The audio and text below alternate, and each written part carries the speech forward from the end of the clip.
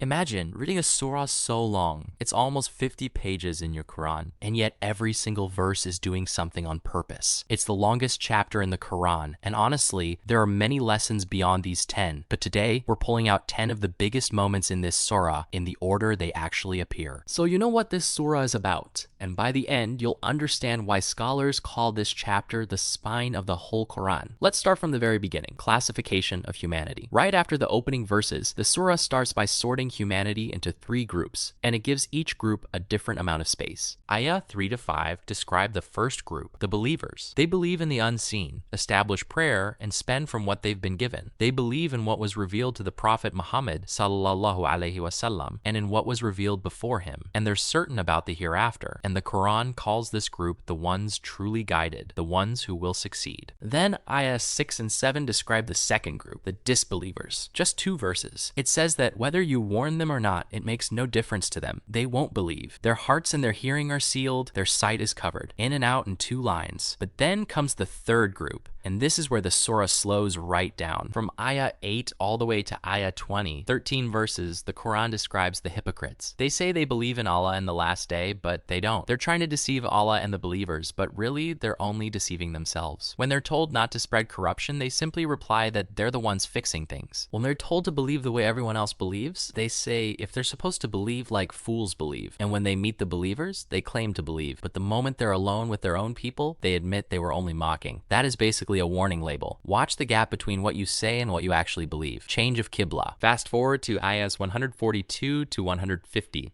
And something huge happens. The direction of prayer changes. For over a year, the Muslims in Medina had been praying toward Jerusalem. Then comes the command to turn toward Makkah instead. This wasn't random. It was reconnecting the Ummah to the legacy of Ibrahim, peace be upon him. Some people mocked the change. But the Quran's answer is simple. Direction isn't the point. Obedience is. And that one shift in Qiblah quietly separated the sincere followers from the ones just going through the motions. Shirk. Ayah 163 opens with a simple statement. Your God is one God. There is no deity except him. And Ayah 164 backs it up with evidence on stuff you literally see every day. The creation of the earth, the alternation of night and day, ships sailing through the sea carrying what benefits people, rain falling from the sky and bringing dead land back to life, scattering every kind of creature across it as signs for people who actually stop and think. You don't need a philosophy lecture to reject shirk. Just look up. True righteousness. Ayah 177 might be one of the most quoted verses in the whole surah, giving your wealth to family, orphans, the needy, travelers, keeping promises, staying patient in hardship. In other words, rituals without character don't count for much. But a character rooted in faith, that's the real deal. Fasting. Right after that comes ayahs 183 to 185, the verses that prescribe fasting in the month of Ramadan, so that you may attain taqwa, not just so you may attain hunger. Fasting was never just about skipping food. It was built as a training system for self-control. Hajj. Then, in ayahs 196 to 203, the surah shifts to Hajj. The pilgrimage rules are laid out. What's permitted, what's off limits during the sacred state of Ihram, take provisions for the journey, and the best provision is taqwa. Ibn Abbas radiyallahu anhu is reported to have said, the people of Yemen used to go to Hajj without taking provisions. They would say, we are those who rely upon Allah. Then when they reached Makkah, they would ask people for food. So Allah revealed, take provisions, but indeed the best provision is taqwa. Marriage and divorce. Then the surah shifts again, this time into marriage and divorce.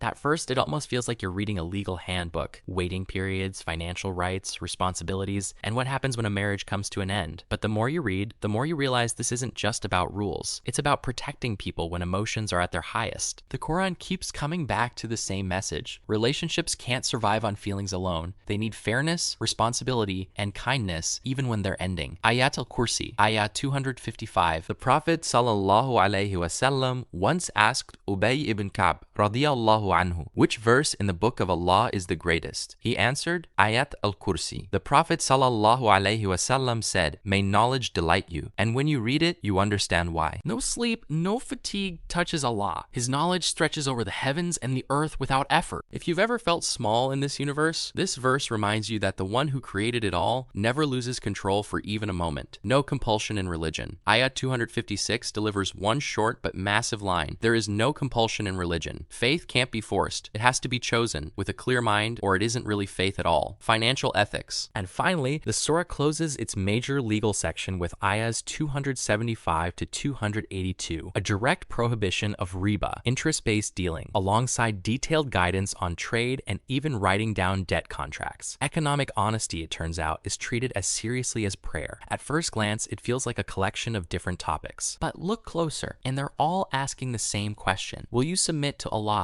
even when it's difficult, even when it's inconvenient, even when it goes against what you want? If any of these points stood out to you, drop it in the comments. I'd genuinely like to know which one hit hardest.